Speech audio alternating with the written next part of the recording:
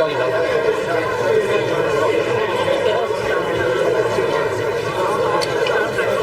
然后剩下的。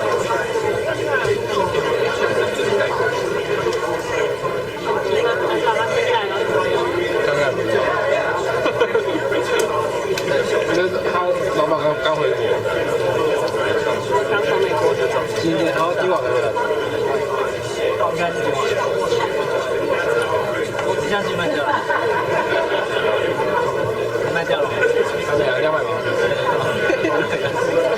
昨天心一狠，就直接先下单，很贵。Distinguished guests, please be seated as now we will invite the panelists to start the second panel.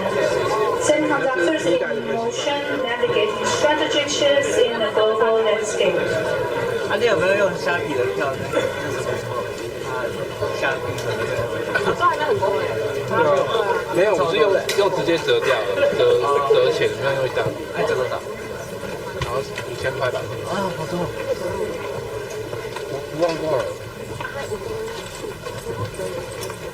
Let's welcome Mr. Terry Cao, Global Chief Marketing Officer and President of SEMI Taiwan as the moderator. Joining us are Mr. Mark Haig, financial journalist and technology columnist, author of Focus, The Admiral Way, Mr. Yashinoko Ota, professor of Hokkaido University, the author of 2030 Semiconductor Geopolitics, and Dr. Philip Wong, professor of electrical engineering at Stanford University and one of the contributors to Silicon Triangle. Please join in, welcome them in a round of applause. President, the floor is yours. Okay, good afternoon, ladies and gentlemen, and all the distinguished panelists. Actually, this is my great pleasure to be here to moderate this session. I think, as you know that there's no better occasion to talk about this topic. It is a big mega event, Semicon Taiwan Week. First of all, I want to thank the support from the MOPA and also the organize my partner with the CIER and the DSET. I think the reason why is I always talk about in semiconductor industry, we have lots of challenge, like talent shortage, sustainability, supply chain, actually geopolitical, actually impact the most. In the morning section over the other exhibition hall this morning, actually I think lots of the speakers talk about the most of the challenge for the semiconductor industry is uncertainty.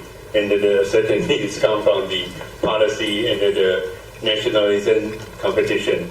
So today, I think this is a very good occasion. We have the speaker from around the world, Europe, Japan. Really, you can use the both hand, right? Either Taiwan perspective or the U.S. perspective.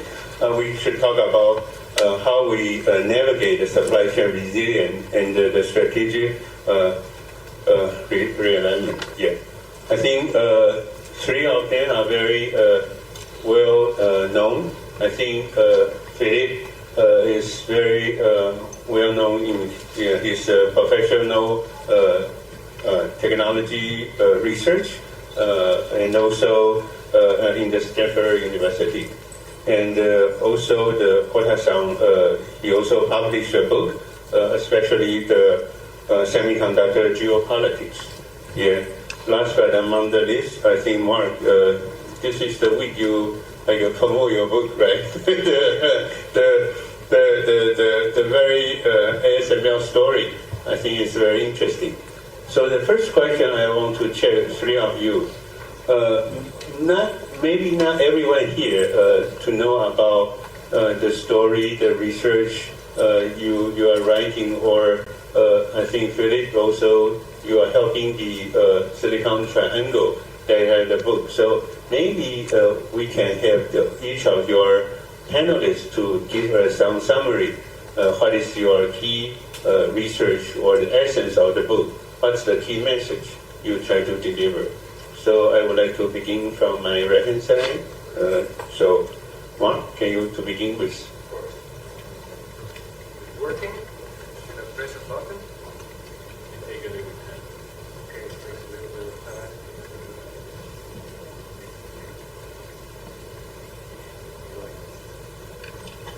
Yeah, there we are. Thank you very much. Thanks, Terry. Yeah, I love technology. Well, just imagine that ASML was crazy enough to let a stupid reporter like me inside their company for about 3 years and describing how they were, experiencing the chip shortage and all the geopolitical pressure, and letting me talk to their leadership for a very long time and intensive interviews. About 300 interviews I did. I traveled around the world, visit their customers and suppliers to get a sense of this company that is actually providing the most complex tool, the lithography machine, the EUV machine, the rest of the world needs. And during my research, I got the opportunity to talk to a lot of policymakers as well.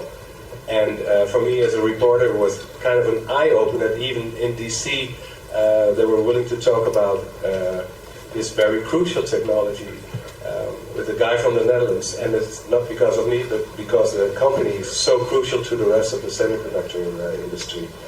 And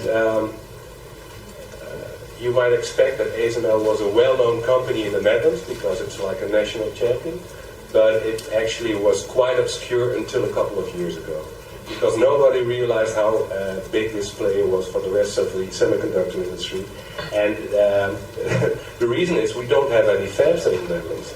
So this company started growing and growing, getting pretty big for a Dutch size, because the Netherlands is just a small country. And in the meantime, of course, there's a lot of attention from the US side for this technology they're creating. And one of the reasons that ASML got to this huge market share, because it's a monopolist in EUV, quasi-monopolist in DUV, is that their supply chain is completely different than their competitors. So they started out with nothing, at a very rough start. They were kicked out of Philips with a tool that nobody wanted and a technology that nobody actually believed in. There were just 40 engineers.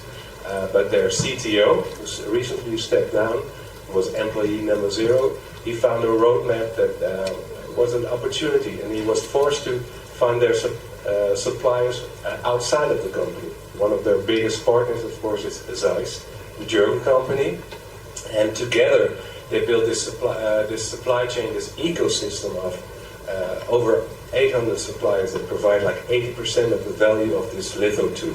And I think the latest version, if you were to buy one, Terry, it's 400 million euros. So, no, you didn't bring the cash? Okay.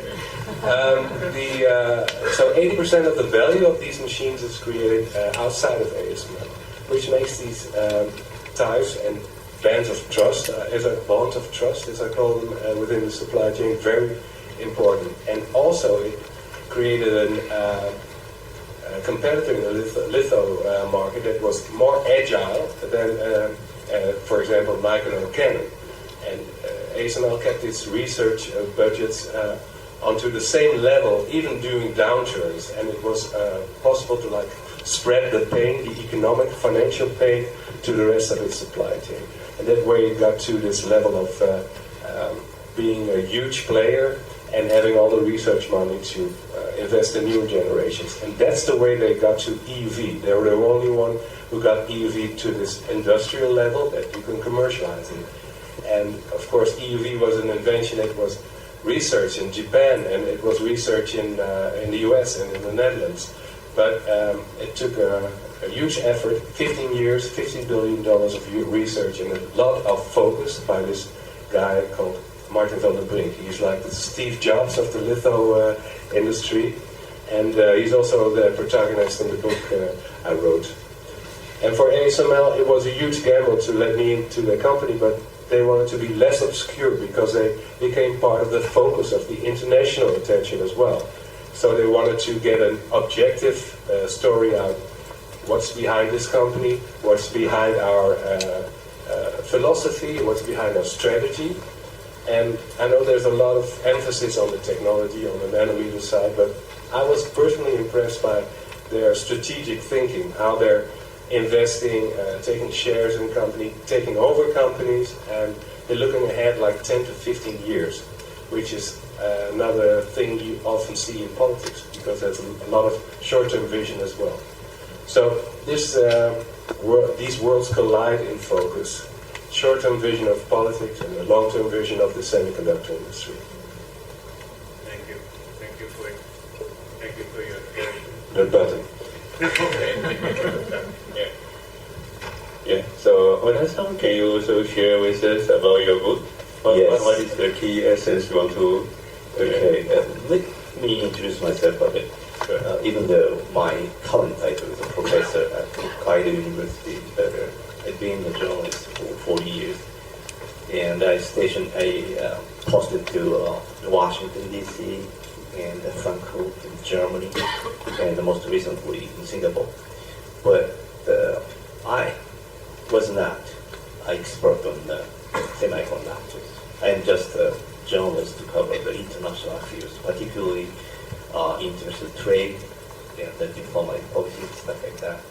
But when I was in Singapore and observing what's going on between China, the US, and Japan, I found that Singapore is sitting in a very unique position in the world, because it's independent, very small, so it's not. So to look at the major countries like such as China, Japan, US, I thought I can observe them objectively. So then I found the semiconductor is very unique within such a small team. This is the world.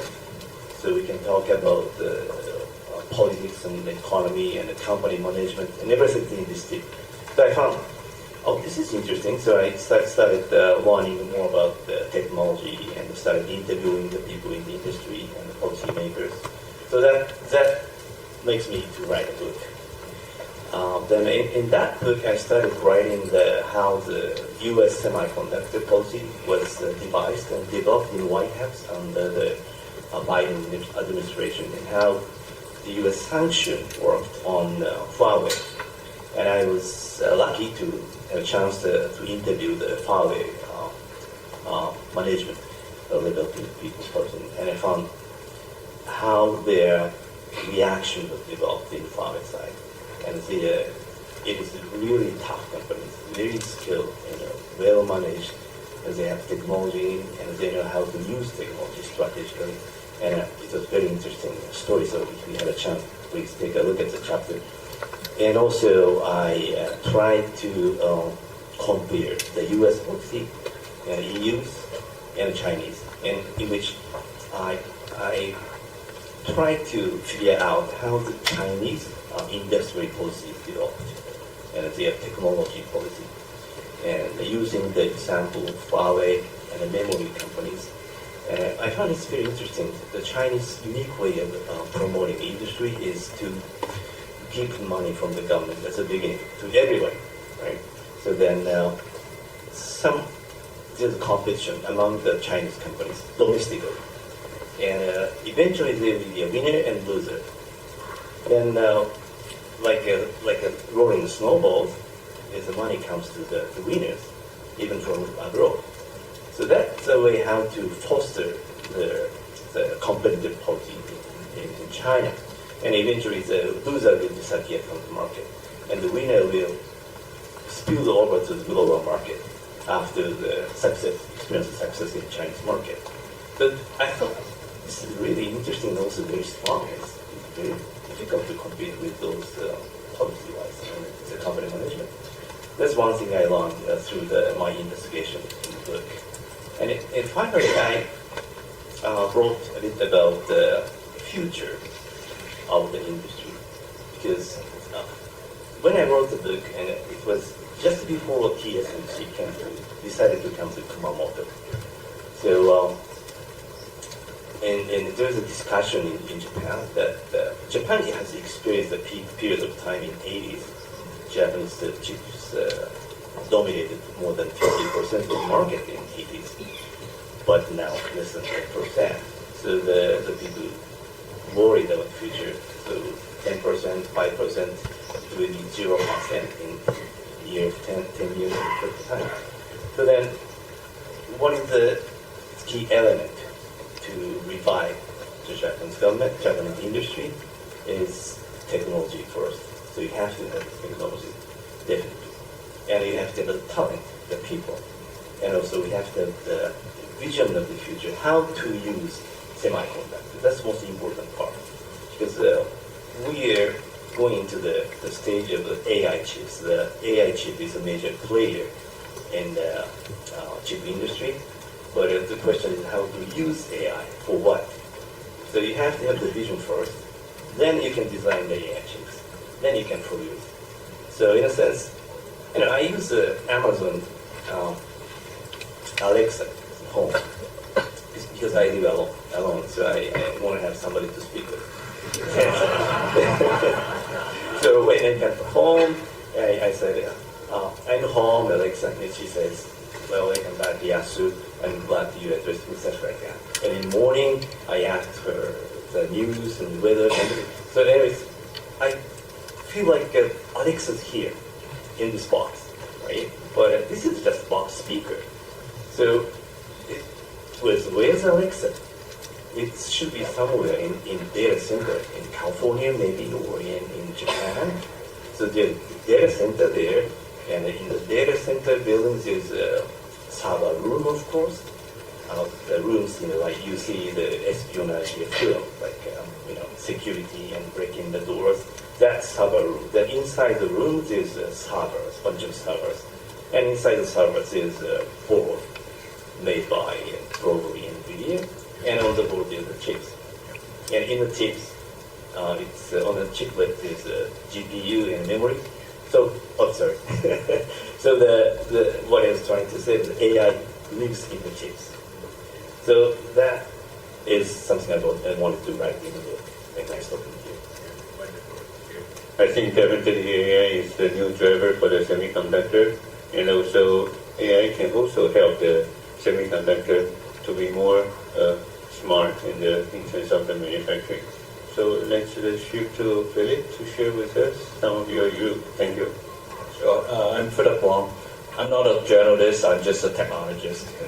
So I come to Semicon Taiwan for the technology part of it. Maybe 3-4 years ago, there was a project from the Hoover Institution at Stanford in collaboration with the Asian Society in the US. The project is, the title of the project is the United States, Taiwan, China, and Global Semiconductor Security. That was kind of like the time when the US government suddenly realized that semiconductor chips is a part of national security. And they want to understand a little bit about where semiconductor is going and how it intersects with national security. Because for many years, the U.S. government, for example, in the Department of Defense, they did not believe that semiconductor is part of the national security consideration, because they believe that the chips can be bought everywhere. It's a globalized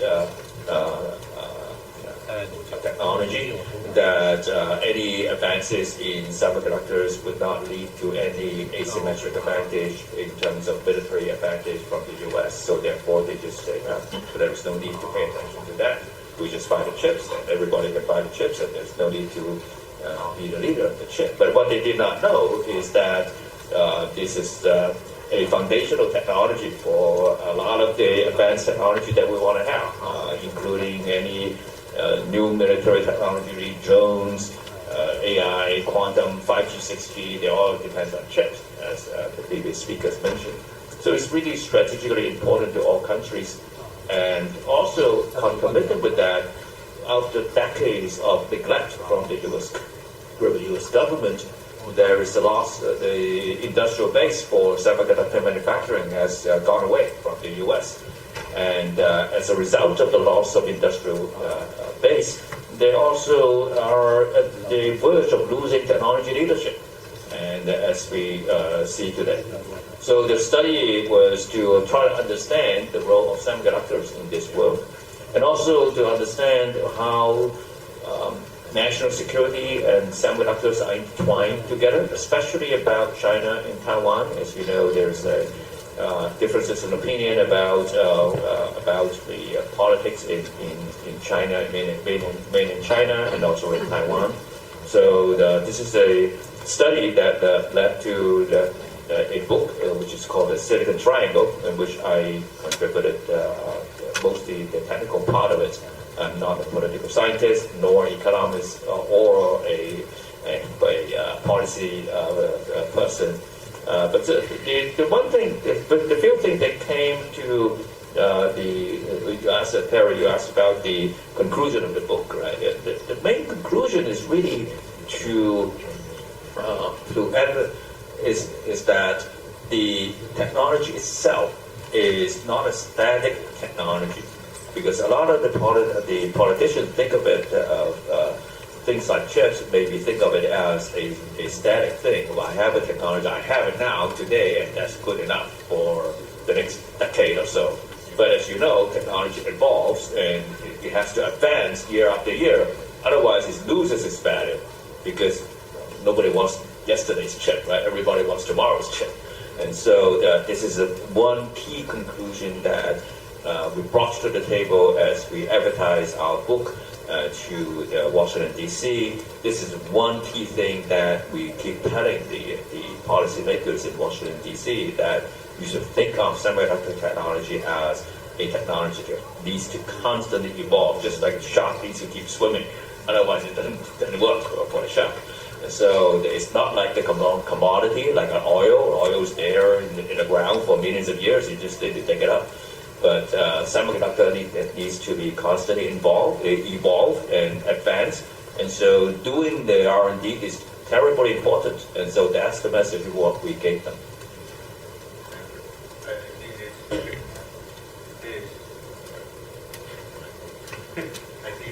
It's very essential in the semiconductor industry. Take the leadership in terms of technology. That's the only way we can survive. Yeah. So I think most of you, and also the book you published, maybe some of the content is summarized the fact a couple of years ago. I would like to raise the second question. I think under the current new dynamic, especially I think since last year, lots of the new politicians around the world become the new leadership. Yeah. So under that circumstance, what did you see the big difference, or even it's getting better or getting worse? Like how do you see such as the leader from? I think the leader from recently. So sorry, yesterday there's a new prime minister. Need to coming up from Japan, right? From U.S. There's a new leadership just elected this year. So how do you see this impact? You see this different to impact the semiconductor industry in your country or in Taiwan? Yeah. So maybe can I have the Otto-san to speak the first one to take the rotation? Yeah. Well, Japan has experienced a very unstable period of time in the political arena. But one thing clear is this very sharp and policy on semiconductor, which is to produce domestically.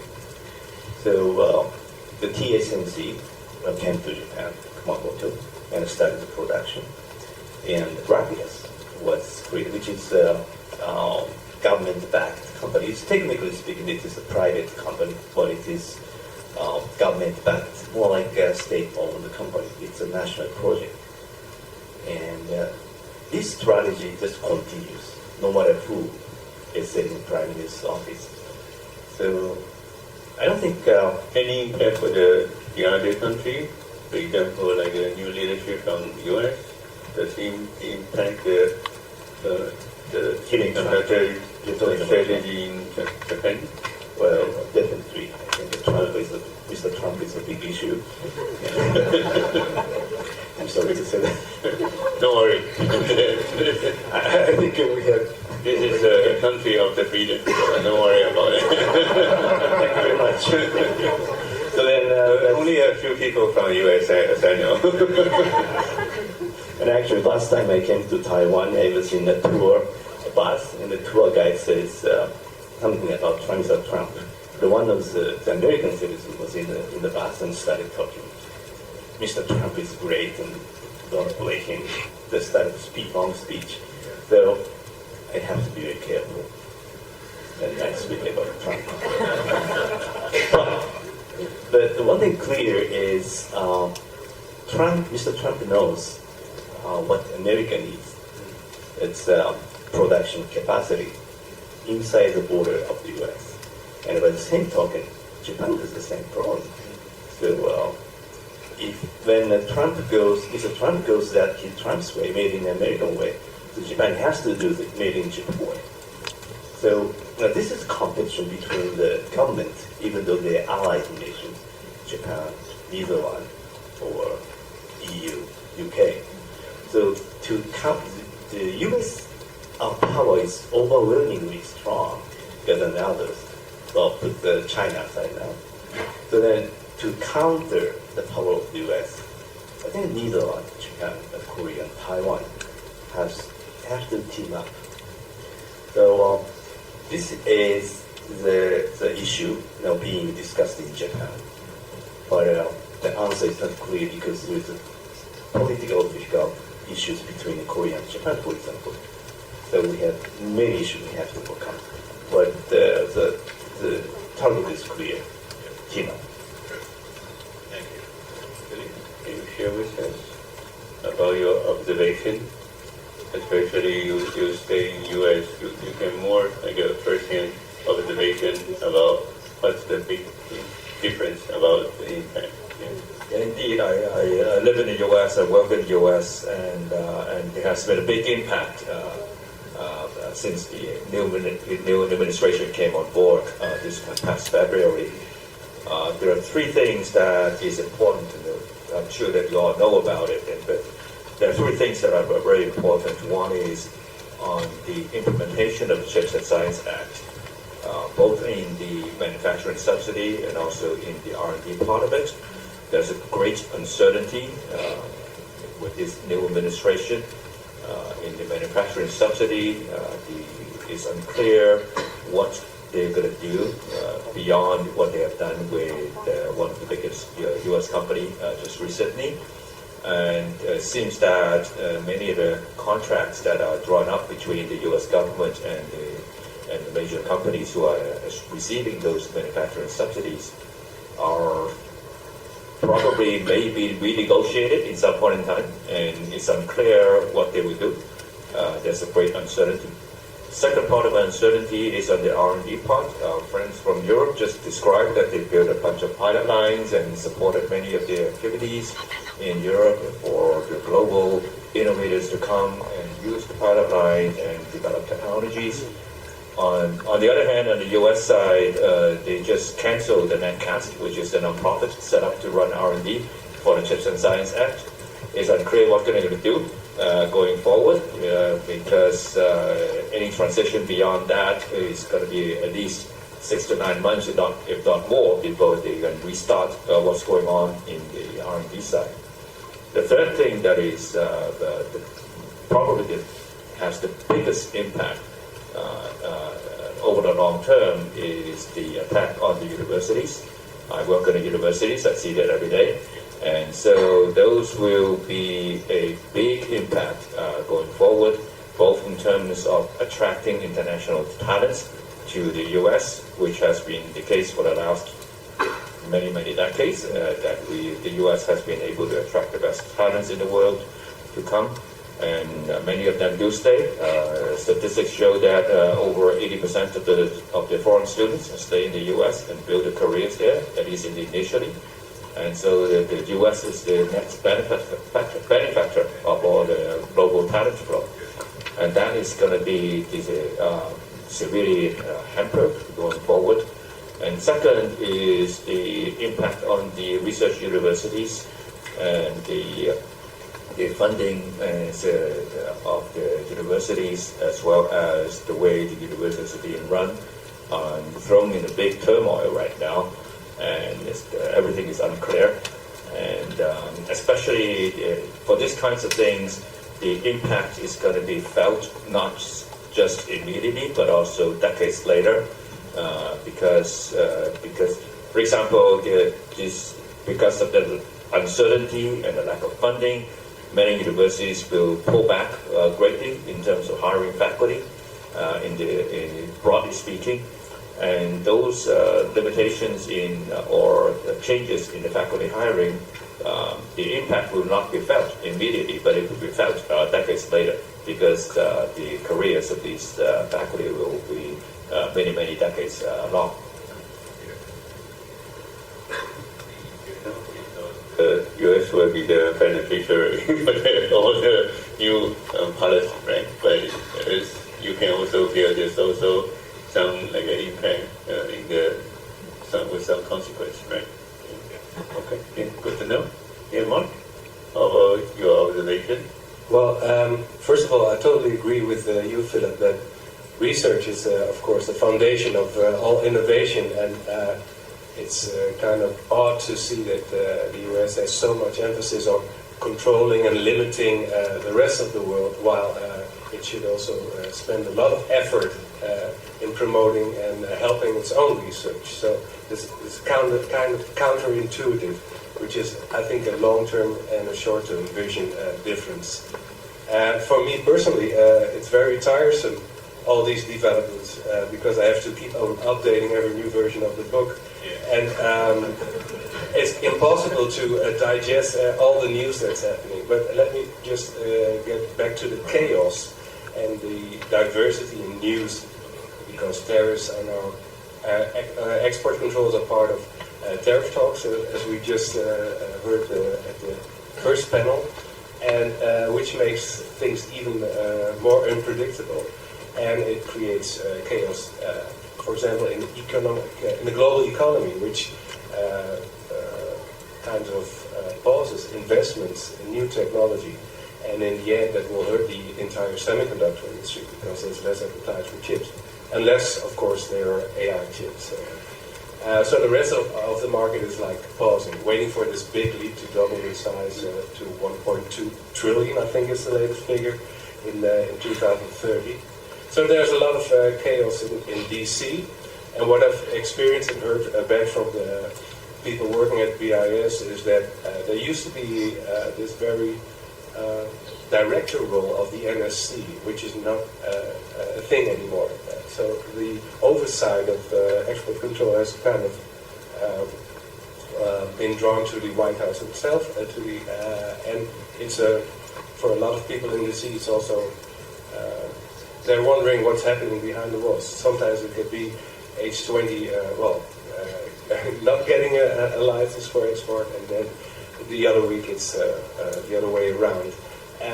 What I do see is, looking back in history, there was this point that I remember President Trump in his first term, back in 2020, he considered getting Huawei off the entity list while doing to get a better trade deal with China. So he brings back this aspect of economic a way of thinking instead of the usual national security argument. And I do acknowledge the risks in national security, but if you zoom out of this political framing, then you see that there's a need for this industry to de-globalize, because in 20 and 21, when the chip shortage hit, that's also the reason why I started my first chapter there, because that was the point in time that politicians started to realize, hey, we're depending on this technology. Chips are in every device, not only in our military devices, but also any tool you use in your daily life. And they're also going to be in the humanoids that are going to take care after you when you're old, and there are no human hands available. So we have to make sure we have domestic alternatives to this a small area of the planet that produces practically all the chips in the world. So actually my point is the semiconductor industry is like grown too successful to be depending on just a small fraction of the planet. So it makes sense economically and also for society to start duplicating elements of the industry, even though that's counterintuitive because this semiconductor industry has been it's based on efficiency and on concentration. That's what driving innovation. So it probably slowed down the pace of innovation. Yet, the profit is that we get more reliable supply chains, and COVID has taught us a lot. I guess. I agree with you, especially lots of the country because of the national security, economic security, or digital sovereignty. So lots of debate about it's either efficiency or the security, or just in time to just in case, or friendshoring to onshoring. Last one is incentive with the tariff or sanction. I think lots of the uncertainty or lots of the clarity we need more industry or some the different stakeholders to join together to find out what is the best balance for manage the industry as well as the entire geopolitical uncertainty. So last question I would like to have your input is about, like we mentioned, lots of the new impact to our industry.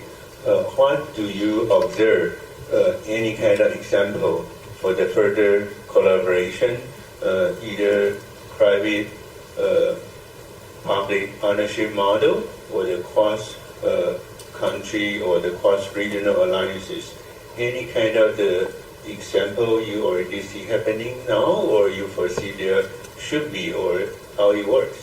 So can I have Mark to begin with? Okay, so let's get back to the Netherlands. Very small country, building a huge chip machine that the whole world needs. But in Europe, ASML, the country of the Netherlands, has to decide about ASML export controls themselves. So it's not Europe calling the shots over any restrictions or licenses they need, it's the Netherlands themselves. And this is kind of a hard bargain because if you look at the economic size of the US compared to the Netherlands, I think it's 20 times bigger. So it's not a good negotiation position.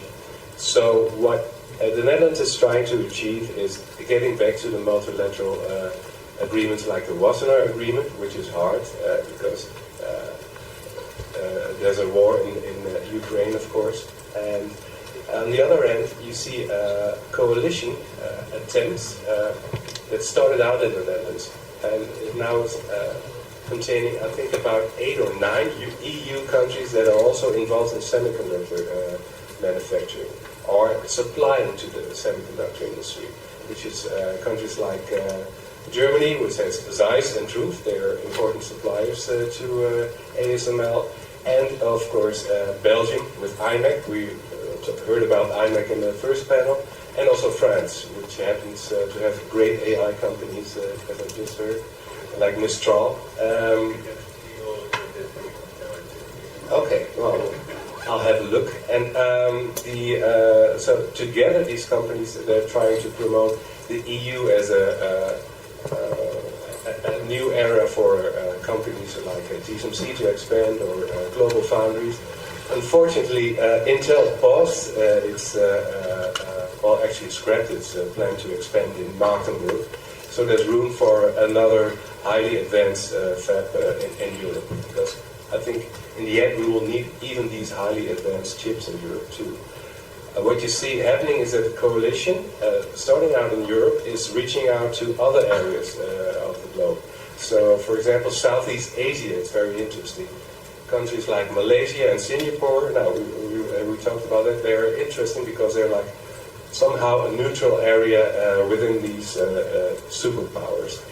And you see even ASML's supply chain is already expanding in Malaysia because they want to be able to service and to supply ASML, but also applied materials, KLA, you name it, who are also their ingredients. And they're moving to Malaysia because this industry is following wherever the fabs go. They're following wherever the huge ecosystems are. whether it's TSMC here in Taiwan, or the Japanese expansions, or in Dresden in Germany, China mainland, of course, Singapore, and the US. It makes sense for this industry to spread out over the globe. Thank you.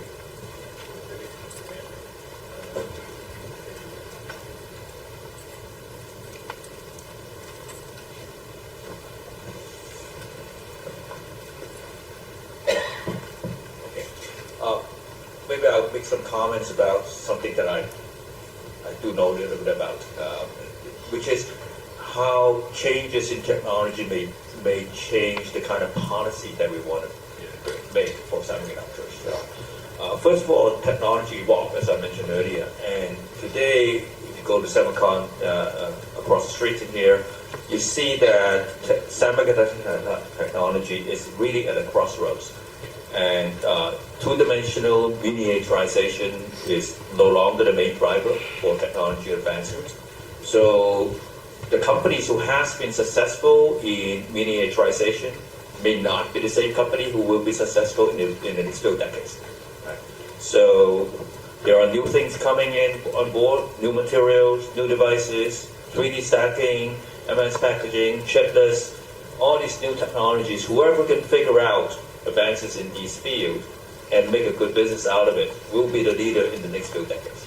Right? So companies who have been leaders in shrinking devices and very successful in doing that may not be successful in the coming decades. So that's one.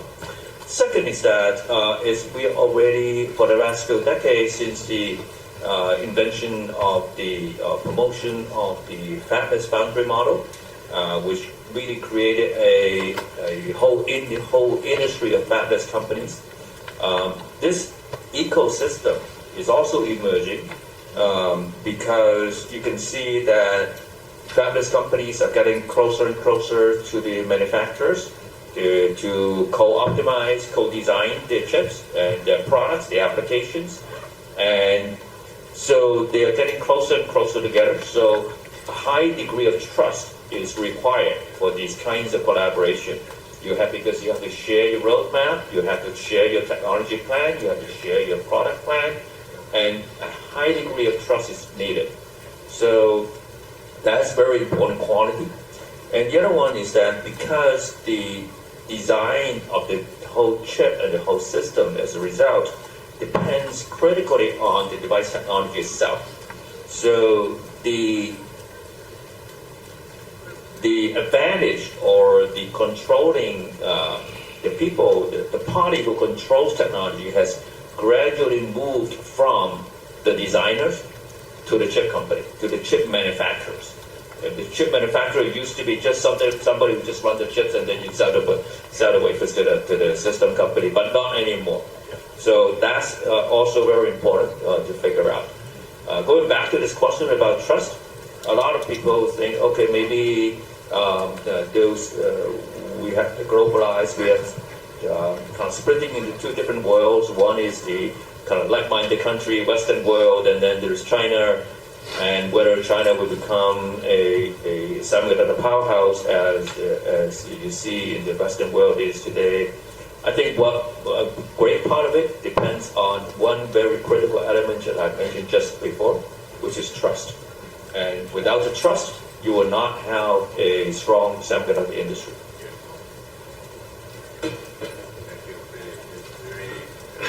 Inspiring.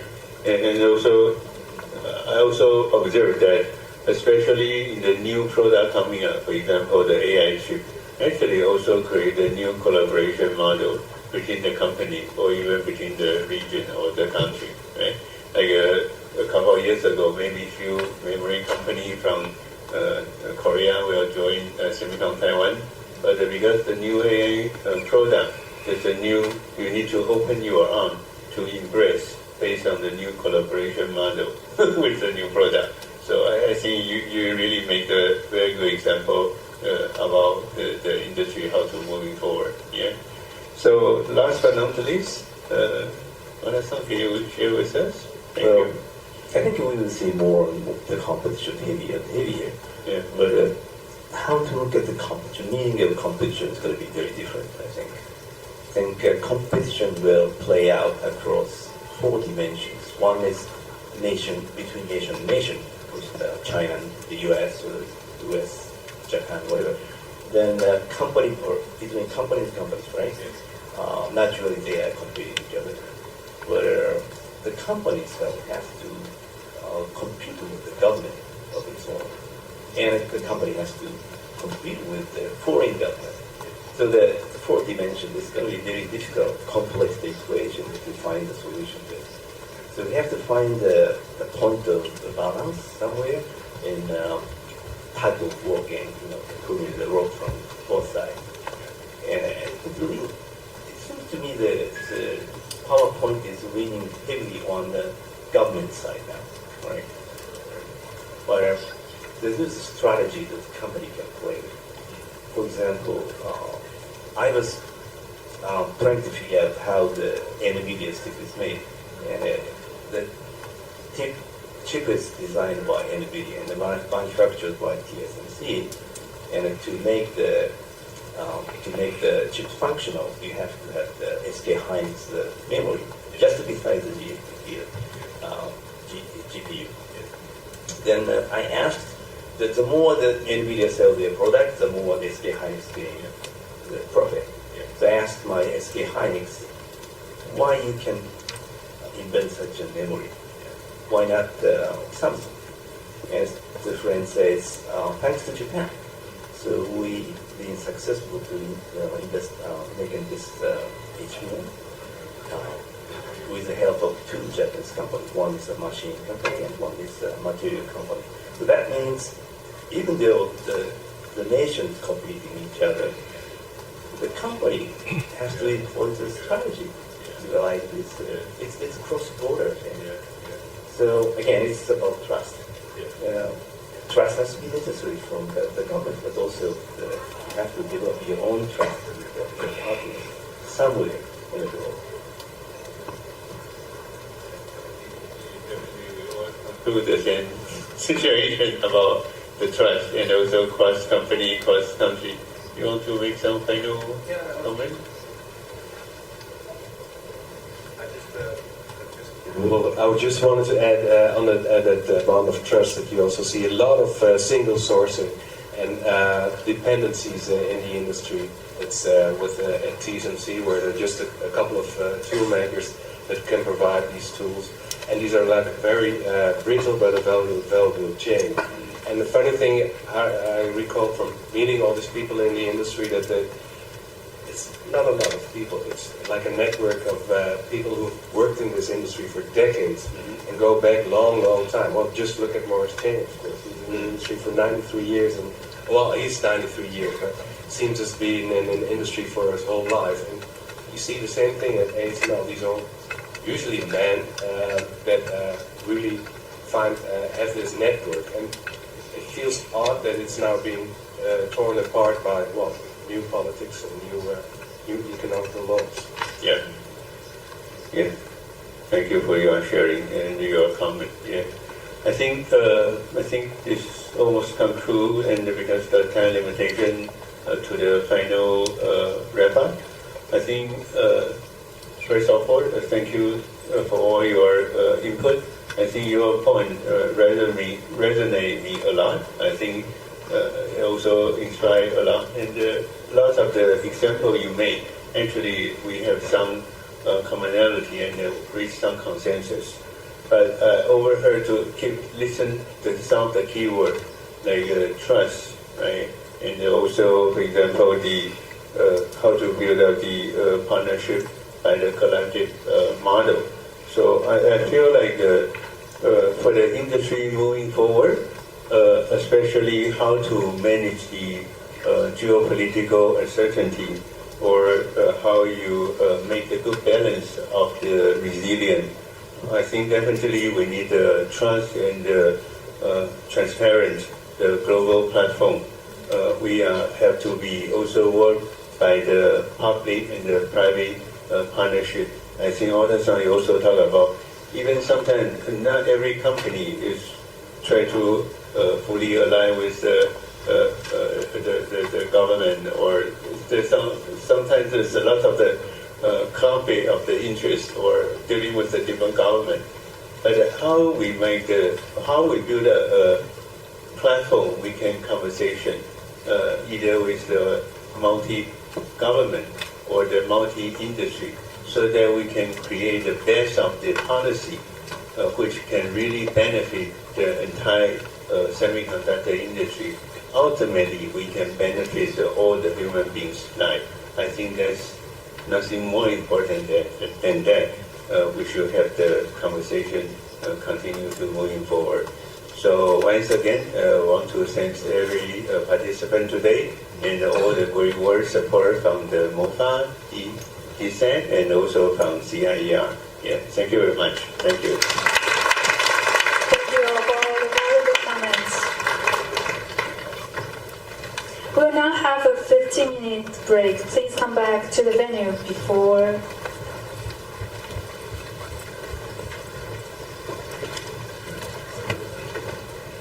3:25. Thank you.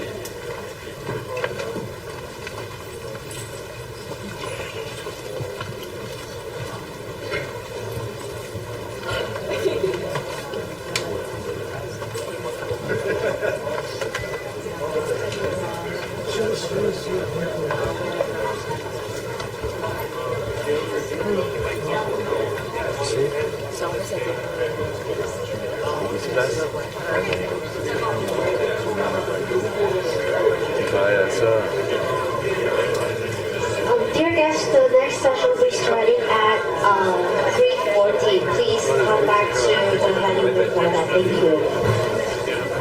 稍后第三场次会在3:40开始，请各位在3:40之前回到座位上，感谢你。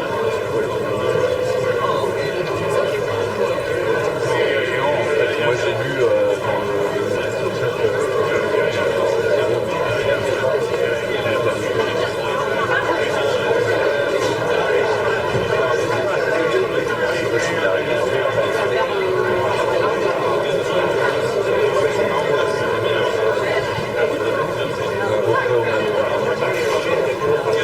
May we have our panelists of second session to have a good photo together? Mark, can we have a group photo together of the second session? Pastor Wong?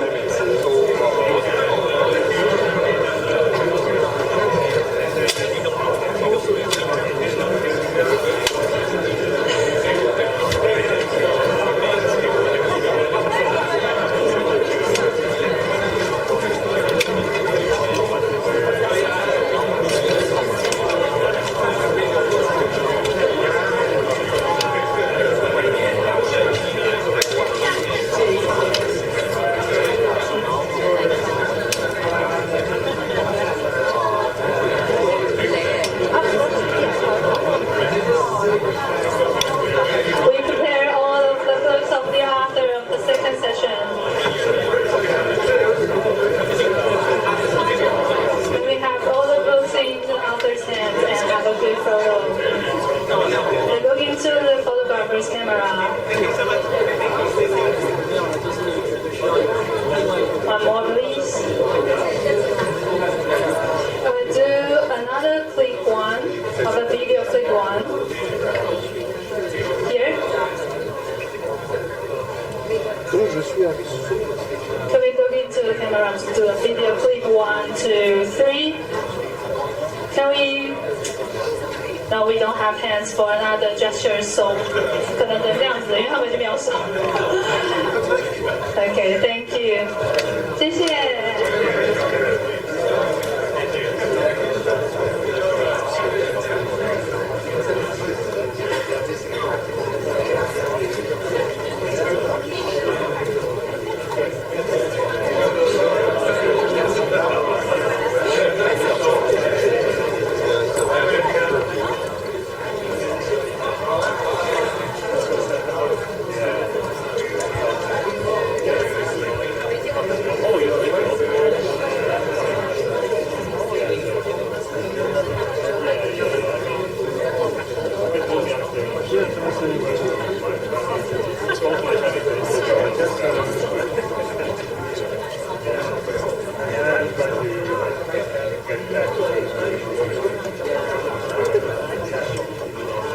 我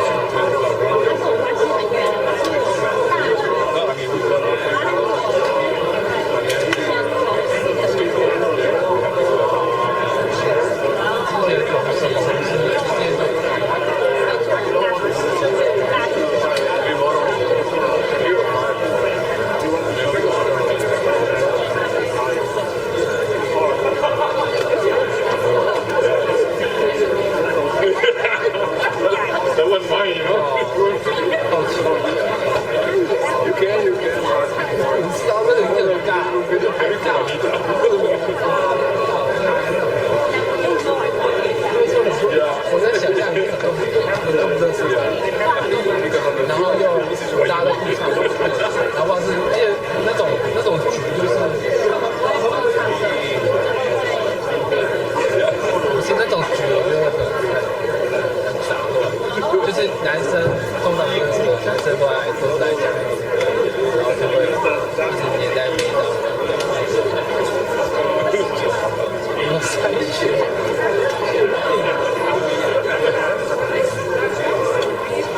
好，这可以做了。做，不要坐在地板上太可恶了。我拿个电池就好了。那你至少电脑放在那个上面。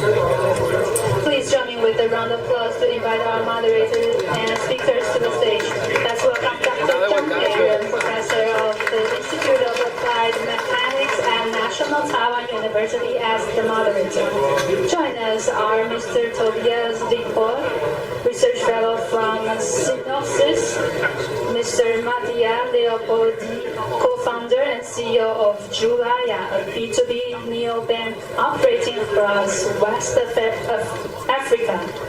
Ms. Joye Itwa Owana, founder and CEO at Afriware Health, a healthcare platform connecting patients and healthcare professionals. Mr. Yun Hai-Ling, Head of Semiconductor and National Innovation Center from the Ministry of Finance in Vienna. Dr. John, the floor is yours.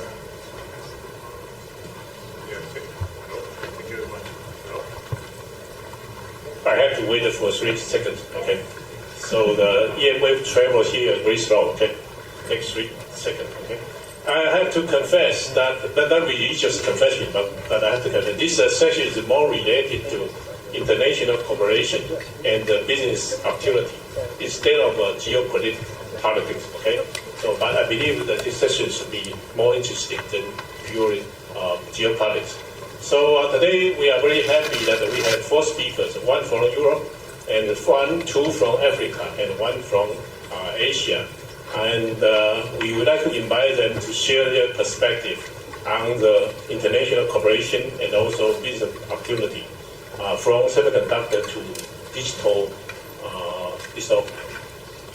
technology, whatever. Okay, so so I will invite our speaker to speak first, and then after that, I probably just add a few pieces of information. Okay, let's start from our speaker from Czech Republic, Tobias, please. Yeah.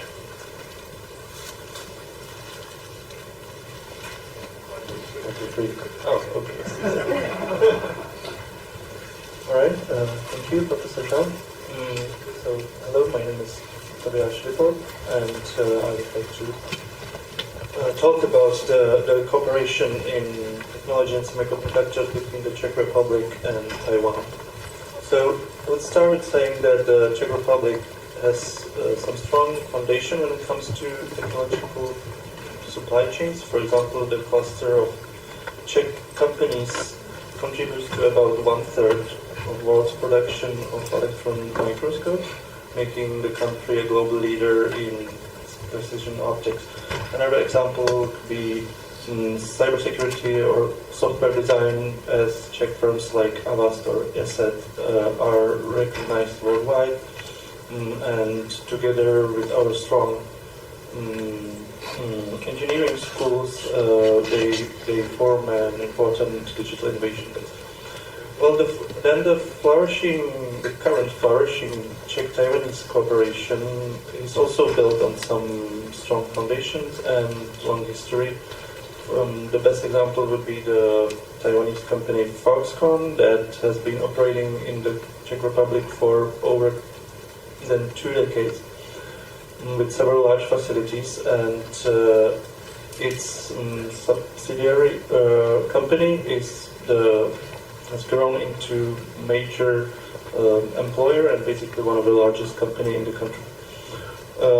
Now, the greater turn we started seeing in Czech-Taiwan technological cooperation in the recent years was preceded by global shifts in how supply chains are perceived, as the COVID-19 pandemic exposed just how fragile these chains can be, and as, for example, in the Czech Republic, the lack of semiconductors in the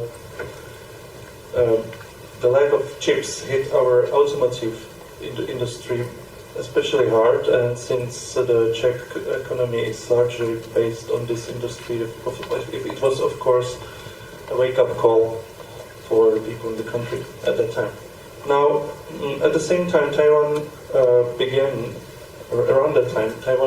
to look for ways how to diversify supply chains and strengthen its footprint in Europe. Now, at that time, the Czech political representatives recognized this was the right moment, and it was the opportunity to push forward an effective economic diplomacy. And since then, we have seen a real acceleration in mutual projects in semiconductor fields, and Taiwanese companies are considering making new investments in the country. And at the same time, the Czech firms are looking into ways how to participate in the let's say new ecosystem that is being built around the big fab in Dresden. Now, the Czech-Taiwanese cooperation already has several concrete results, mainly in creation of several mutual projects focusing on semiconductors. One of them being the Advanced Chip Design and Research Center that was established last year, which links several Czech universities with Taiwan's National Applied Research Laboratories, and which focuses on training new chip talents, and it's helping to foster the Czech semiconductor ecosystem. Now, there are other projects like this, like the Taiwan Chip Academy, or another big project called the Supply Chain Resilience Center between the Charles University and NCCU here in Taipei. Now, with these projects, many scholarships and training programs have already sent dozens of Czech students to Taiwan to study semiconductors. not just to help them to be able to make the semiconductors, but also creating strong human links between the two innovation systems. Now on the business side, the cooperation has been growing, especially since the establishment of the Taipei office of the Czech Invest Agency, which supports foreign companies in navigating the Czech market and identifying opportunities in the market. Now, just recently, the Czech Invest Agency announced a huge success as the Taiwanese battery maker CTEC is just announced that it is opening its first European representative office in Czech Republic and is planning to follow that with building a factory. At the same time, the Taiwanese company CTI Cable is also did some investments in the country this year and actually is already finishing its production facility. Now the Czech Invest is also the organizer of tomorrow's Czech Pavilion, which I recommend to visit, and which will be also opened by the Czech Minister of Science and Research, who arrived to Taipei personally. Now for Taiwan, the development of semiconductor supply chains in the Czech Republic and the Central Europe region is also strategically significant as it offers diversification and it also has some advantages. The Czech market has some advantages such as the large automotive industry that is rapidly electrifying and digitalizing, and it's also close to the big hub in Dresden,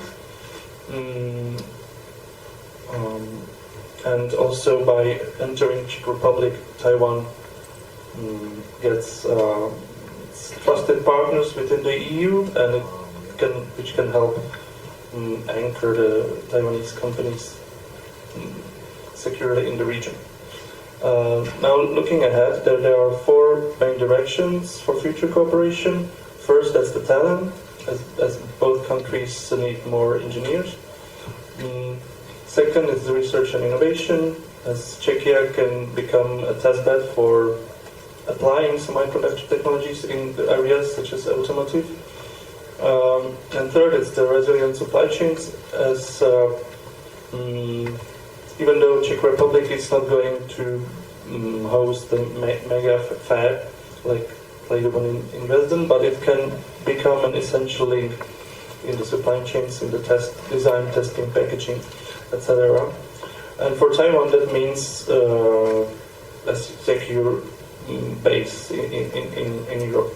Now, the last thing I would like to mention is also the supply chain security, as just now in the Czech Republic a new cybersecurity law will come in effect in several months, 2 months, and so the developing cooperation in Taiwan can help us to actually use this law effectively.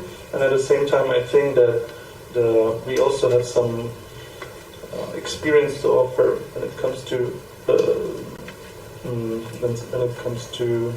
cybersecurity and supply chain security, as the agency that came up with this law, the National Cybersecurity Agency, became internationally recognized after its breakthrough warning report on Huawei in 2018. And I think they have a lot to say. Now, I will now finish here, and dear speakers. Oh yes, thank you very much for your sharing. I would like to add a few pieces of information. One is that as far as I understand, that the electron microscope is very strong. The industry is very strong in Czech Republic. Just mentioned that 1/3 of the world supply is from Czech Republic, right? And so I believe that if we say something related to semiconductor industry, metrology probably that's very essential that to use the electron microscope. You just think about that. Another one is that I believe that the cooperation, especially between government of Taiwan and government of Czech Republic, that's quite serve as a model for other countries to team up with either Czech Republic, either with Taiwan. That's a model, serve as a model for other countries. Okay. And the third one is that actually space, low Earth orbit electronics. That's another thing we could think about. Okay. Thank you. So then, Matthias, would you like to share your insight to the potential development in Africa? Thank you. Thank you, Professor. Good afternoon, everyone. Thank you for having us. Matthias Leopoldi.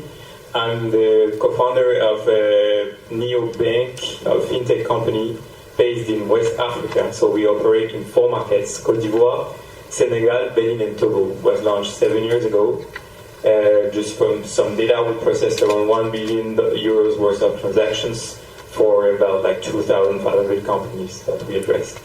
I'm here part with Joël of the French African Foundation delegation, and I would like to address my thanks to the MOFA team, Mr. Liu, Ms. Ansab, for hosting us also. It's a foundation that brings voices from Africa and France, and from every sector, so entrepreneurs, policymakers, scientists, artists.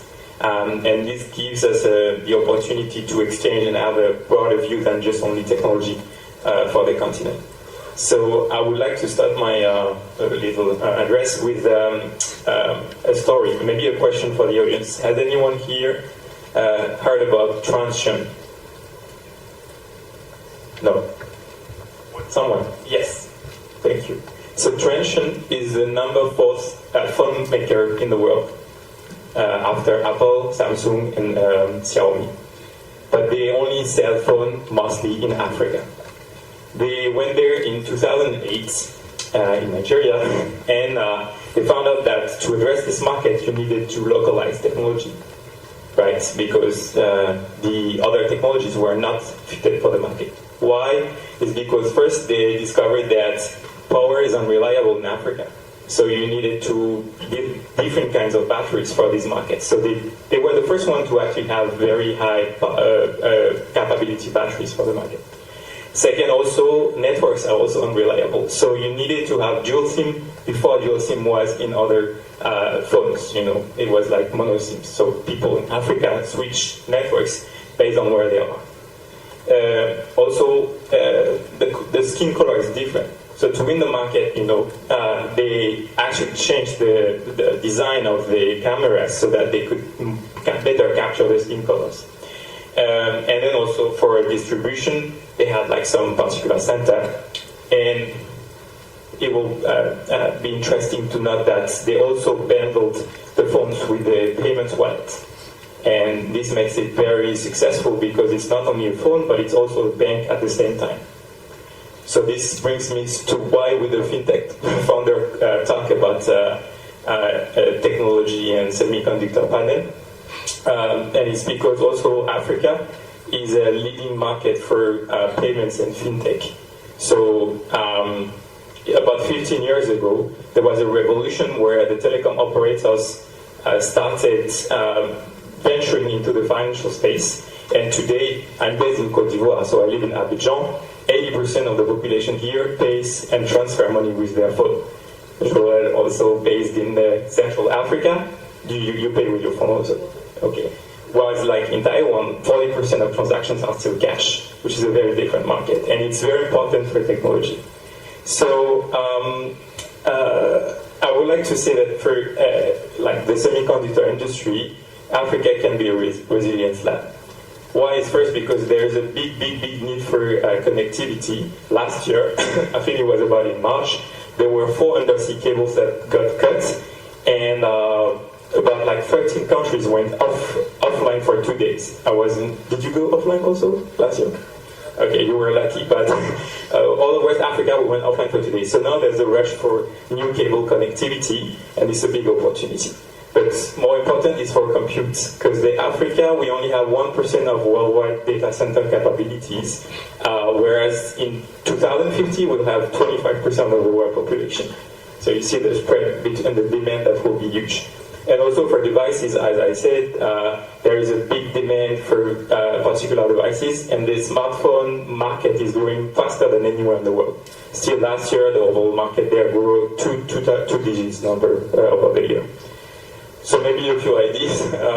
You can have maybe assembly and test capabilities for the semiconductor there, because it's uncharted. There is the need to tropicalize the chips, make them resistant to heat. You have like very let's say harsh weather conditions, humid and heat, like here.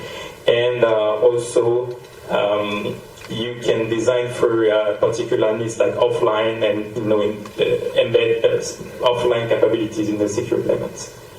I would say the opportunity is now that other countries are moving fast, especially in the region. Singapore, they just announced, they just had a big business forum where they announced big investment with the African City Bank, and they announced also investment in Côte d'Ivoire. Japan, they just pledged $5.5 billion with the African Development Bank, with a strong focus on technology and training of 30,000 AI experts in the continent. And also something maybe we'll talk about, like the secured provisioning for critical minerals in DRC, especially. So as a conclusion, I can say that Africa can give you demand certainty with smartphone and data center demand. Resilience, because if you build the chips that will resist and thrive in those environments, it can thrive in other regions. And also, the resilience for supply chain. So if you localize the content there, the big market opportunities are huge. Thank you, Professor. Three, okay. 1, 2, 3, okay. Matthias, I would like to thank you for sharing with us a very interesting points. Okay, one is that you mentioned in your script that the Africa should serve as an ultimate resilience lab. That means the product we sell, we want to sell over there, a space chip over there, we have to withstand heat, dust, and the power fluctuation. Actually, I would like to mention Taiwan is also another ultimate resilience lab, but different. It's earthquake and also typhoon. Okay, so you just check the history or story about the, for example, semiconductor industry here. We had lots of earthquake, but after each earthquake, the semiconductor production line recovered very quickly. That's a fantastic story, which just share with everyone. Okay.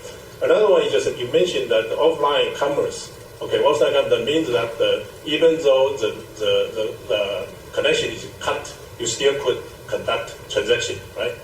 So that's pretty good because in Chinese we are very happy to learn some way to make money when you are serious, when you sleep. Okay, so it's an offline commerce that pretty good tool for us. Okay, thank you very much for sharing. Okay, thank you.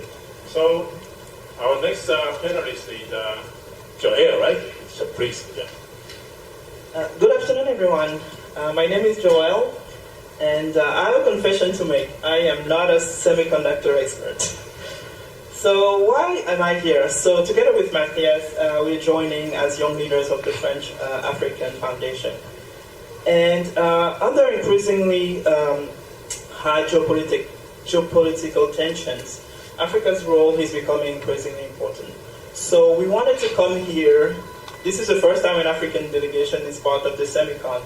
And we wanted to come here and become part of Taiwan's story, this incredibly successful story that you've built over the last 50 to 60 years. So I would first like to say thank you. Thank you to the Semicon. Thank you for the invitation. Thank you to MOFA for hosting us. And it's been a pleasure to see so many welcoming faces so far. I landed on Sunday night and I just thought, wow, Taiwan has come such a long way. I looked up old pictures. So I just thought, this is how Douala in Cameroon or Point Noir, where I live in Congo, could be in the next 30 years. And that just instilled high hopes in me, as much as the conviction that the time to realize Africa's potential is now. So in this, we are soliciting your collaboration. So we want to discuss how Africa can be part of that supply chain and what are the advantages Africa already has to actually get on this story.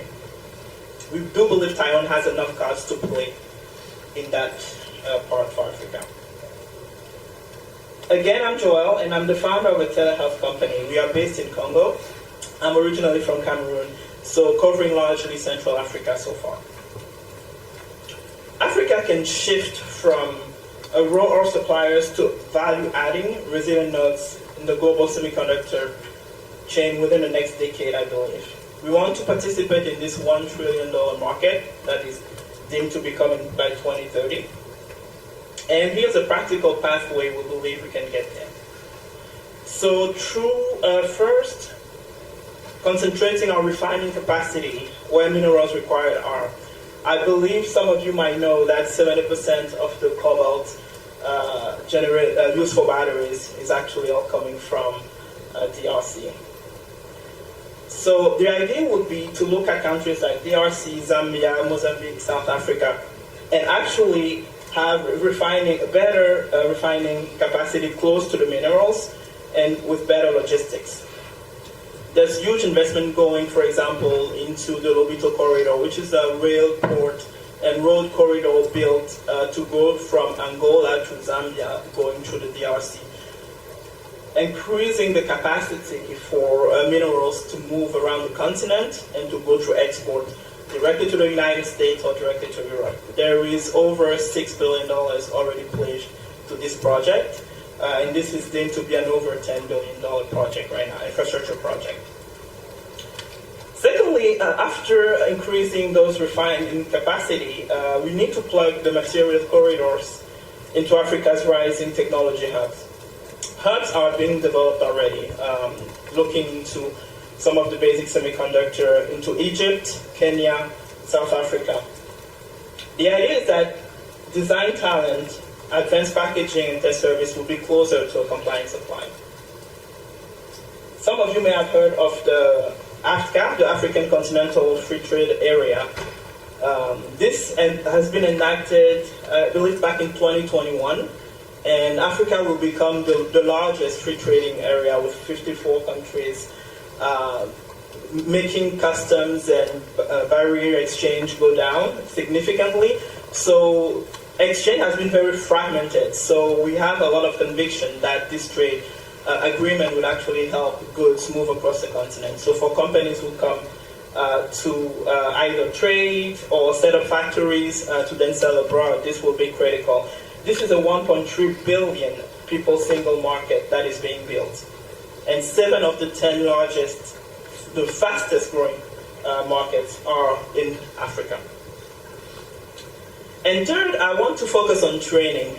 And this is where I believe Taiwan can really play a part. I believe we can request a pay-forward strategy, if you will. A policy that aligned with our investment could really help build training facilities in Africa. Just like Southeast Asia benefited from the Netherlands, or the US, or the Japanese strategic bets back in the 70s and 80s. Some giants like TSMC and their ecosystem, they can seek capacity in selected African countries. Plant installation, joint training academies, etc. There are essentially 4 areas where I believe we could collaborate with Taiwan to build capacity. So one is build talent pipelines at scale, working with ICTF and E3. We already have models where we collaborate with University of Southern California, for example, to build capacity with fellowship. I believe this is something we could easily set up in some of those African country hubs.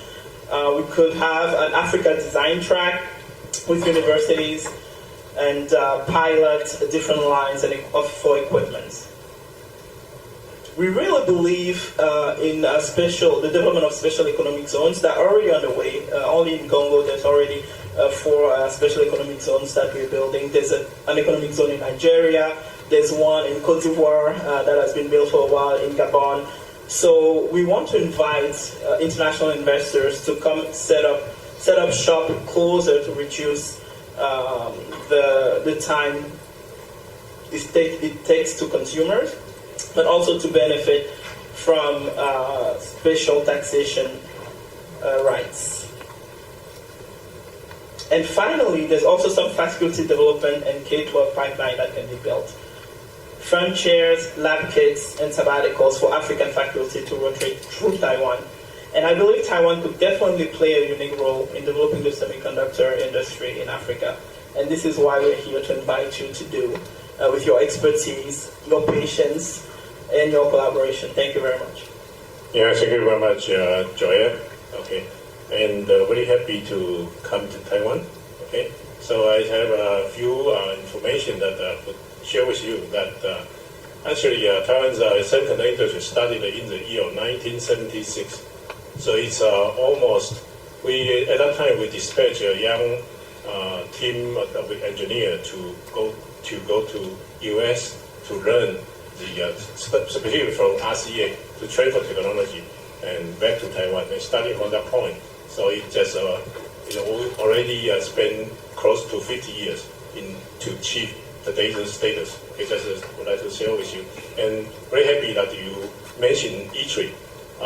Before I went back to become a professor again, I worked for E3 for 7 years. That's why I'm allowed to sit here. Okay, so I'm just very curious that how do you know the TSMC's multi-project wafer shuttle? That's very specific. Only insider knows the process. Okay. So we are. Okay. We are. So over the last 36 hours, we've actually met a lot of different actors in the ecosystem. We arrived Sunday night, and Monday we've been visiting both trade agencies, Ministry of Foreign Affairs, and so I was able to meet a lot of different actors and people who know the sectors really well here, and I've been asking questions, and some of the people. Yeah, okay, thank you very much. Actually, the TSMC multi-project wafer shuttle service is a very huge benefit to students, engineers here, because the whole wafer cost is just too high for even though for like universities. So that's why the service, the shuttle service, could provide the opportunity for students to realize their design. Otherwise, they got to use the software for simulation. That's a very great help to the training of talents. Okay, so that's something you could think about. And also, I would like to share with you that in Taiwan, the TSI, the centralized training facility for the IC design students, up to date they could use the technology up to a 16 nanometer node. Okay, that's a huge benefit to engineer and also for graduate students. You could think about one day probably you could try to establish that kind of service with to team up with Taiwan. Okay, thank you. Okay, so finally we come to Dr. Lin. Dr. Lin will share with the perspective from Vietnam. Okay. Hello everyone. 你好，我叫阮玲，我很高兴认识你。I'm kidding, my Chinese is so-so, so I will speak English. I'm a doctor in signal processing and mechatronics. I live in Paris for 11 years, and then I went back to Vietnam and worked for the Vietnamese government. Thank you for organizing this meaningful forum, and also let us share about our point of view and information about our countries. First of all, I see a lot of you are a little bit tired after a long afternoon, so I will give you some interesting information between Taiwan and Vietnam. For your information, right now in Taiwan, there are more than 100,000 families between Taiwanese and Vietnamese. Yeah, it's quite very impressive. Vietnam is just more than 2 hours flight from Taiwan, Taipei. So it's we are neighbor. We are really close. In Vietnam right now, there are a lot of Taiwanese company. For example, in this industry, we have Foxconn, Pegatron, Wistron, a new investment, new project from MediaTek, Airchip. A lot of Taiwanese company coming to Vietnam right now. I would like to share more about the background of Vietnam. First of all, we have a large population of more than 100 million people, young and good at STEM, science technology. For example, for the international Olympiad in math, in physics, and in chemistry, Vietnam also always in top 10 or even in top 5. We share the same culture with Taiwan, with China, Japan, Korea. People work really hard. People really good at math, at science. So that is the reason why I believe that Vietnam will be the future star for this industry, because we have the potential of the East Asian countries. We also right now we are a new player for semiconductor sector, but we already have a very developed electronics ecosystem. For example, Samsung, they invest for more than $20 billion in Vietnam. So, for example, 60% of Samsung mobile phone manufactured in Vietnam. Apple through Taiwanese suppliers such as Foxconn, Pegatron, or Luxshare, they invest in Vietnam for nearly $20 billion. Yeah, it's a lot of money. In Vietnam, we have stable political system. Let's say if we are in a storm around the world for the political system, but in Vietnam we are really stable. And for the economy, for the last 30 years, Vietnam maintained consistently high and stable economic growth rate. So Vietnam is one of the fastest growing economy in Asia and around the world. And for the next 5 years, we target to grow more than 10% per year for the next 5 years. Yeah, it's really a big target, but right now our government, we are trying our best to really to realize that goal. Right now, Dr. Chang, Professor Chang shared about mentioned about the international cooperation. In 2023, at the official visit to Vietnam of the U.S.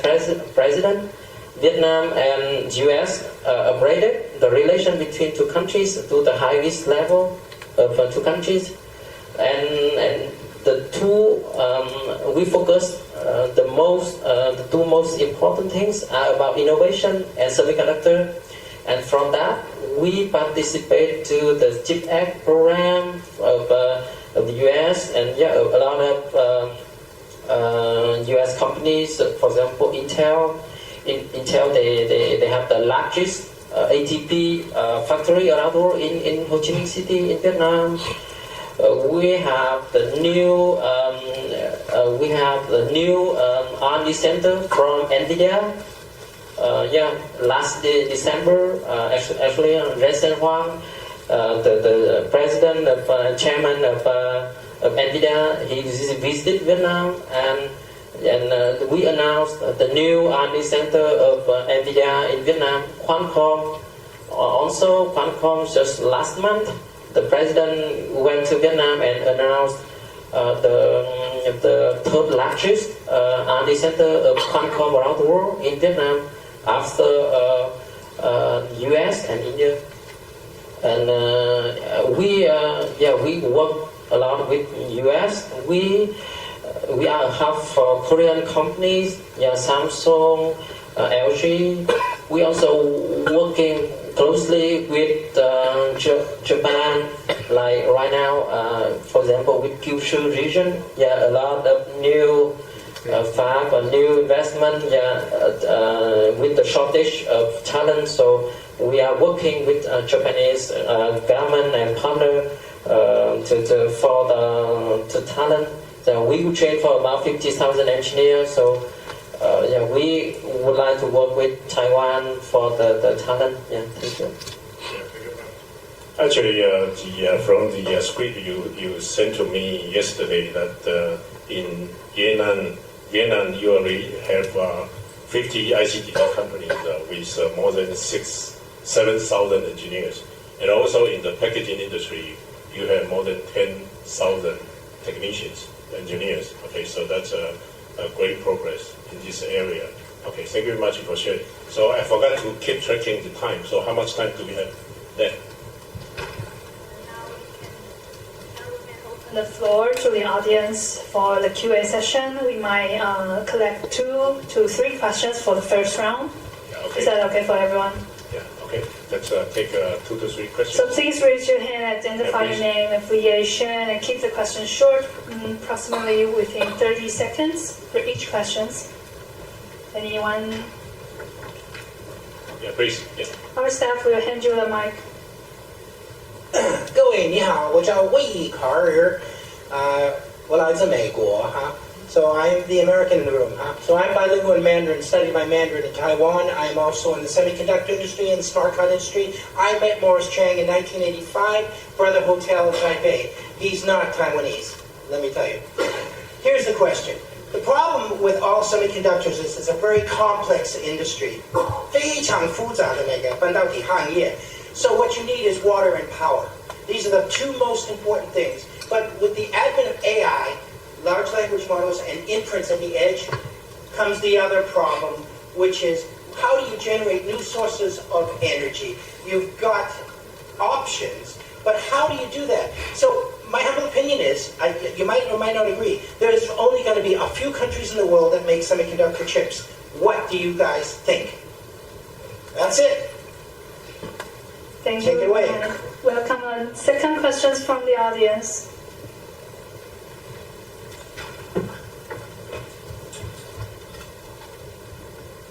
Hi, thank you very much. I was hired from Eureka FinTech, so we are a semiconductor think tank. Yes. So basically, that I'm kind of wondering, how do you guys think the landscape will change? Because obviously now the U.S. strategy will actually focusing on to let Japan to produce the chemicals, to let Taiwan to design the chips, and also South Korea for the memories, and then European for the manufacturing equipments. And how will this landscape will be changing over time? That's the first question. And second question is actually when the site are moving into the U.S. and actually to producing semiconductor that reducing or requiring quite a lot of waters, clean, very clean waters, how will the U.S. side may be able to fix this problem? And those 2 are my questions. Thank you very much. Yeah, actually, we have 3 questions, but actually there are 2. One is related to the energy supply, energy and the water supply. Another one is about the international distribution of work between different countries. I think the second question is just too difficult for us. Yeah, because it's more related to the speakers in section 2. Okay, so after break, please talk to them. The first section, regarding the first section, that's about the supply. Mainly, the infrastructure. electricity power supply. So we have several speakers here, and I would like to ask them, anyone of you would like to answer that question? How to deal with the, say for example in Vietnam, because you just mentioned that the plan for establishing your semiconductor industry, how do you, would you address the water supply and the energy supply power? After that, Tobias, would you like to share a question? Yes. 1, 2, 3. Yes, thank you for the question. In Vietnam right now, firstly, we are ready for electronics manufacturing. So basically, we are ready for semiconductor manufacturing. Secondly, of course, for the in Vietnam we have the new strategy for the energy. Like before we do not have nuclear energy, but right now with the shortage of energy, so we are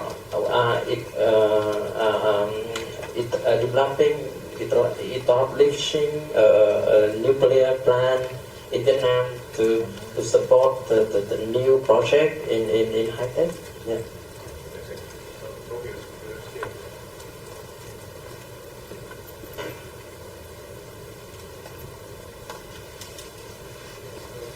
Maybe regarding this question, I can just mention that this problem of infrastructure is exactly the reason why the big fab in Europe, Central Europe, is in Germany and not in, let's say, our country. And when that decision was made, a lot of people in the Czech Republic were surprised, and because they thought, oh, we have really good relations with Taiwan, right? So why did the Germans get the fab and not us? But they just didn't understand that it's, of course, much more problematic question, and it's not just a political decision. And so, yeah, it's a good point. Yeah, okay. Yeah, please.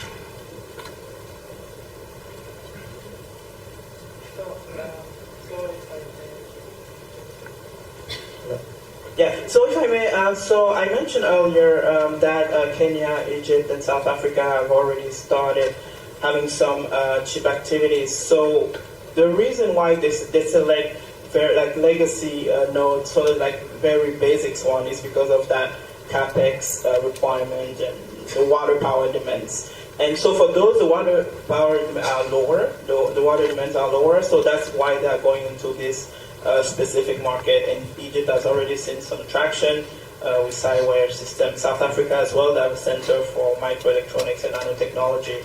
And in Kenya, they've already launched semiconductor initiatives, and they are really hungry for partnerships. So this is really the beachhead that was seen for Africa for now to sort of kickstart that sector. And of course, we are far behind, and most companies have not really explored the African market, but this is where we want to start. Thank you all for the valuable comments. So given to the time constraint, we are only able to take another round of questions. I'll hand it back for Dr. Zhang for the last round of thoughts from all the speakers. Okay. Okay, thank you.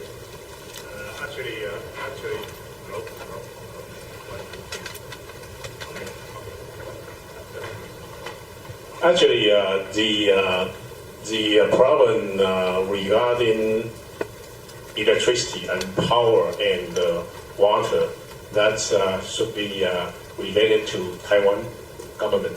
Okay, actually, that the question you bring up is actually quite critical for Taiwan, more critical compared to other countries. But as far as I understand that in terms of the water usage, actually our semiconductor industry try very hard to reuse, to recover. They have to use the water many times. So actually, they have already established water recycling industry, more or less. Okay, that's one thing. Another one is about the electricity. That's really a critical problem for us. So that's why we have to establish so much green energy.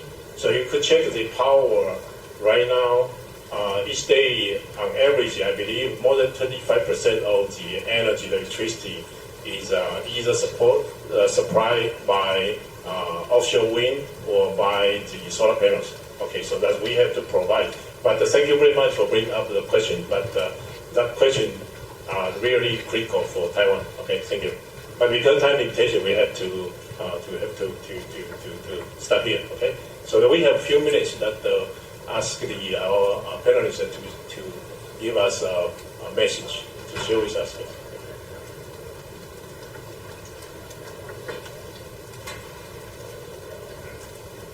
Okay, present. Yes. So as my final remark, I just wanted to mention regarding the Czech-Taiwanese cooperation. I haven't really mentioned the political dimension of that, and because of course that was a big part of it why it was successful, because the Czech-Taiwanese relations are, let's say, just pretty good in the past 4 years. And as I said, like right now we had the minister of the government in the country, which hadn't really happened before.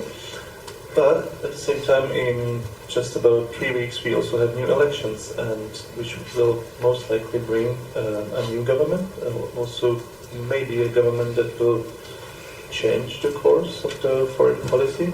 So there might be changes in the attitude towards Taiwan in that matter. But what I wanted to say is that I think, or at least I hope, that cooperation that's already been started is resilient enough that it will survive whatever political change we will face. And as right now it's already more not on the level between politicians, between governments, it's more on the level of institutions, I think it should be resilient. What I would like to say is when you look at the market sizes today, Africa is not really on the map. And I think it's the first time that an African delegation come to Semicon.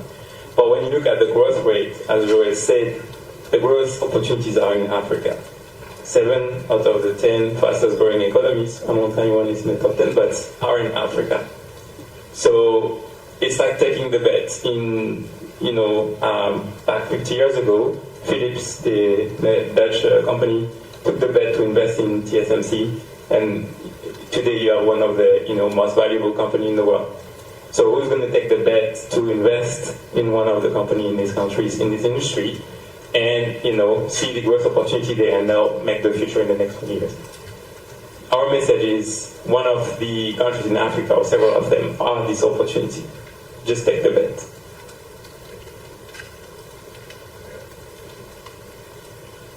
So I would just like to say that Taiwan is uniquely positioned to collaborate with us.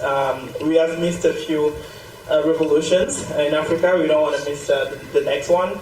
With AI being upon us and Taiwan produce 100% of the chips needed for AI, we just want to figure out a point of entry in the market where we can do this at scale as well in Africa. And we believe that with entry of new competitors in the market, the result within the industry will be to chase somewhat lower cost. We have, by 2035, Africa will have the largest global workforce, and 70% of it in Africa is less than 30. So we have to do our part, obviously, and we'll do our part. We have to have engineering programs that are creating armies of engineers. So we have to do our part, but we really solicit more collaboration so that we can have a win-win program and a win-win relationship in the future. Thank you. My message is that our economy growth more than 8% per year. We will train for between 50 to 100,000 engineers for semiconductor industry for the next 5 years. We have stable political system, so I encourage you, Mr. Lin and Professor Chang, and you to go to Vietnam to understand more about Vietnam. It's only more than 2 hours from here. And yeah, this November actually, we also with SEMI, the organization, to organize the SEMI Expo in Vietnam. Not many countries in the world is chosen to organize the SEMI Expo, but we work closely with SEMIC. Yeah, we have our friend from SEMIC here. So in November 7 and 8, we have SEMI Expo in Vietnam, and yeah, we invite you all to go to Vietnam and to understand more about our ecosystem. Yeah, thank you. Yeah, thank you. So finally, I would like to thank our speaker again, and I would like to thank our audience for your participation. Thank you very much. Thank you all for the important messages. Please join me around applause to all our speakers and moderators again as we are wrapping up this event.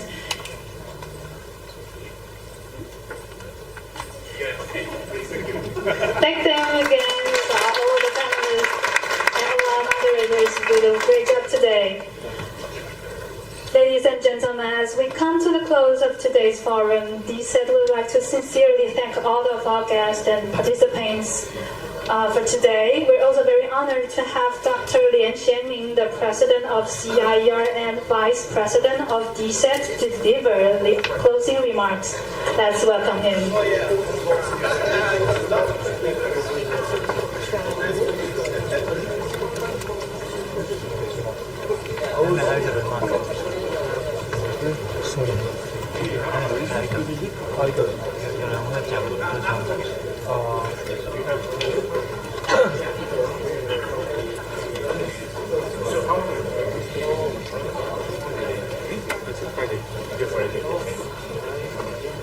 The show is over, guys. You can relax.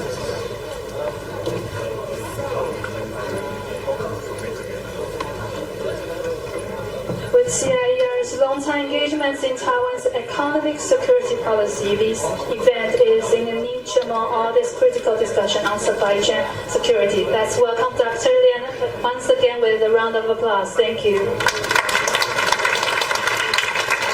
Thank you all. I hope you have a great time. So let me quickly summarize and so that you can actually enjoy the rest of the day. So, distinguished guests and participants, it has been a great honor to deliver this closing remark for this important forum. On behalf of the Research Institute of Democracy, Society and Emerging Technology and the Zhonghua Institution of Economic Research, I would like to extend my gratitude to all the speaker, moderator, and attendee. Your insight have enriched today's discussion and will serve as a valuable foundation for the future collaboration. The conversations we held today could be very timely. The Indo-Pacific face intensified geopolitical challenge from economic coercion and expansion of the authoritarian regime to certain policy that distort the global competition. Those pressures directly threaten the stability of the technology supply chain, including semiconductor, where Taiwan plays a pivotal role. On the other hand, we also face additional shock of the new policy surrounding the tariff on the cutting-edge technology. So the sudden imposition of the broad tariff on critical goods have injected fresh uncertainty to the global commerce. For industry already strained by decoupling and security-driven restriction, those tariff risk access raising fragmentation and raise costs across the semiconductor ecosystem. I think you all know Trump has decided to impose Section 232 on the semiconductor industry. This forum demonstrated Taiwan is not facing the challenge alone. We are grateful for the participation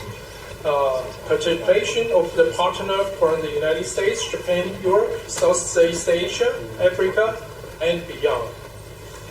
Your engagement confirmed that supply chain resilience is a shared responsibility and democratic society can stand together in face of the urging and the fragmentation. As we conclude, I would like to thanks again for the Ministry of the Foreign Affairs, Sandy, and our colleagues at the DSAT and the CIER for organizing this dialogue. I also thanks for the international friends and Taiwan's industry representatives for your invaluable contribution. Thank you. I look forward to continue to have this dialogue with you in the future. Thank you. Thank you, Dr. Liang. We hope today's conversation has sparked new insights and inspired dialogue beyond the forum on semiconductor and geopolitics, navigating supply chain resilience and strategic realignment. Thank you once again for joining us. We wish you a pleasant rest for today. Thank you.